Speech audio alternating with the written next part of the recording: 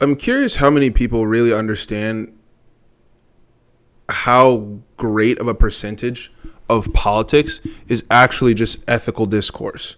It's just ethics at a certain point. And there's also, by the way, a subsect of primarily, I think it is local government that deals with ethical discussions. There's like people that are hired as, Walmart philosophers, and they just sit around and talk about things.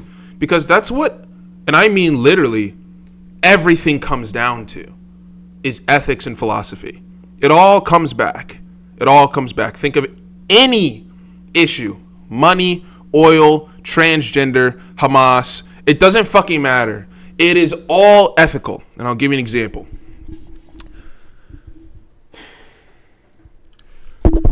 Hitler!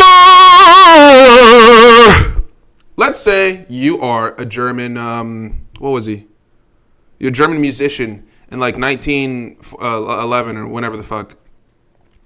And you've managed to convince yourself, whether this is true or not, that the death of a few million people will benefit the entire human race as a whole.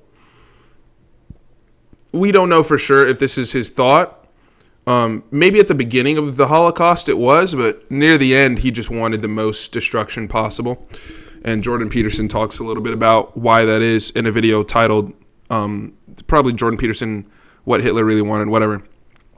But like, let's say you're put in this position as a leader. There's a power vacuum, you step into power, and you have been convinced.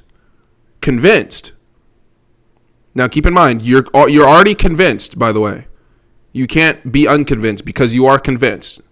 You are legitimately convinced. Just as you're convinced as the sky's blue right now, you are convinced in 1911, or whenever he was in power, probably, I think the 40s, mid-40s, when he just started, that the death of a few million people would benefit the entire human race. Would you or would you not take that initiative? That's kind of the question. It's a philosophical question. This is the question. Do the ends justify the means? So the reason we're talking about this at all, I'm not going to answer that. You can. The reason we're talking about this at all is because we want to check this out. We spoke with Blair Stenvik with Basic Rights Oregon, who shared her concerns about the order. I imagine her suddenly being removed, not able to play that sport with her friends. And her options are to not play or to play in a boys' team when she lives and is seen as a girl by her classmates. That is a really unfortunate and isolating experience. That's correct. That is unfortunate and isolating.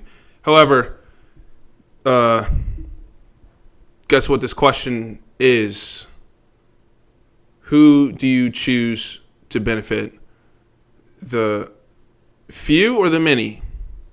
Because there will always be somebody who loses. If there's winners, there's losers. That's how it works. So if you have the option to benefit the few or the many, you got to choose the many. In my opinion, that's how it should work. That's a utilitarian point of view, and I am affirming that. So, you could ask this guy the question, hey, if you take away food from a small village to feed a country, is that just? Why not? Well, that's a trolley problem. It's like you're actually intervening. But the question is kind of what number of people should benefit, which is an easy answer, to be honest. And that's why there's no real debate against this mandate or executive order that Donald Trump put out, because the answer is obviously the many. That's why there's no... If you look at any of the comments under these YouTube videos of like Donald Trump signs executive order, everybody's in agreement. The likes are all in agreement. Nobody fucking gives a fuck that transgender people or transgender men, men can't communicate with fucking Jesus Christ, can't compete with regular women. Because it's like, why the fuck would they be? Because they feel bad if they have to compete with men. It's like, well, unfortunately, sweetheart, the only person who doesn't benefit from that is you. And that's one versus the many women who will lose, likely, if a biological man that's genetically superior competes against a bunch of women and destroys all of them. And then we're talking about kind of an odds game. It's like, well, what are the odds that a man will actually be genetically superior to women? If he trains, pretty fucking high. And he doesn't have to try as hard. So it's a simple debate there. It's always ethics. It's always philosophy. And by the way, I think I'm going to be changing the priority of videos on this channel to kind of like a philosophical discourse. And I'll kind of be like relating things that I see online to philosophy and ethics. Because that's what this is. We're looking at philosophy and ethics. This one, easily pretty cut and dry. And that's kind of what you do as a politician. You have to sit and go, where does the money go? Where does the money go? That's the hardest thing.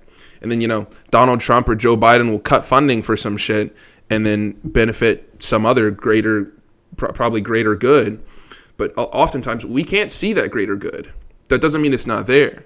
Just because you don't see why Donald Trump is like cutting funding for the Department of Education doesn't mean he's not like, he doesn't like hate children. He doesn't hate women. The secretary, the Speaker of the House, the person who speaks on his behalf is a female. Why the fuck? If he hated women, why would he make a woman speak on his behalf? She's literally addressing his thoughts to the nation. That doesn't make any sense. It's a low IQ line of reasoning, people. So, we have to understand that, like, it's not that simple. It's not just love and hate. When you get to the top and you're making hard decisions like that, a lot of it is ethics and philosophy. And what are we going to, which is a very nice word to say, by the way, philosophy. I love that word. Where are we going to put the money? Sometimes presidents and people in power have to make difficult decisions and cut funding for certain things to benefit others. Because it's like, well, you got to cut funding from somewhere to get, you can't fucking print the money or else the economy will crumble. It's how it works. It's how inflation starts. Money's getting printed. So you can't print the money, you can't make it. It has to come from somewhere. And you could make a war and you could sell things. You could sell,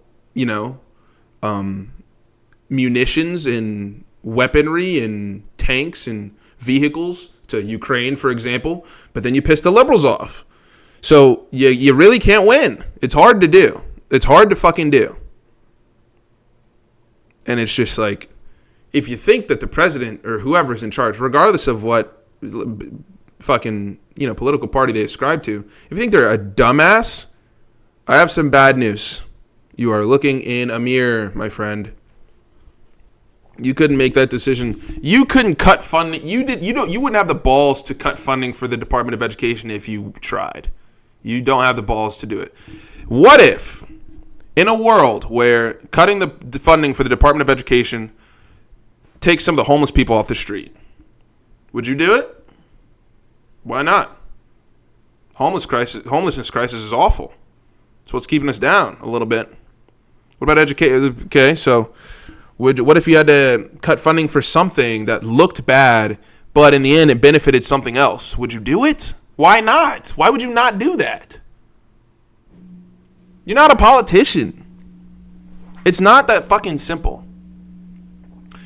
If it looks funny, ask why it looks funny. If it looks funny because, they're an asshole, come on, man. No. So I just wanted to talk a little bit about that. And I'm going to definitely, I went on a vacation it was originally a birthday party. It was originally a fucking 5-day birthday excursion for my buddy John from school. But it ended up being kind of a vacation. And one of the things I thought about is kind of how I want to overhaul this whole channel and point to a niche. And I think that niche might be philosophy and ethics. And I'm kind of going to talk a lot more about that. And I have a couple topics already that I wrote down while I was reading Marcus Aurelius over my flights yesterday. How to be remembered. You're as much a philosopher as you are mature. The things you do should be as true as the things you say. How to be a forest fire. Martin Luther King versus Malcolm X. Why bullying works. Things like that. And why bullying works is a lot more complicated than you can probably think. Well, not more complicated. It's pretty simple, but I'm going to talk about it in a different way than you've probably thought of before. So, yeah, that's that. I mean, man, You know what I mean? Like,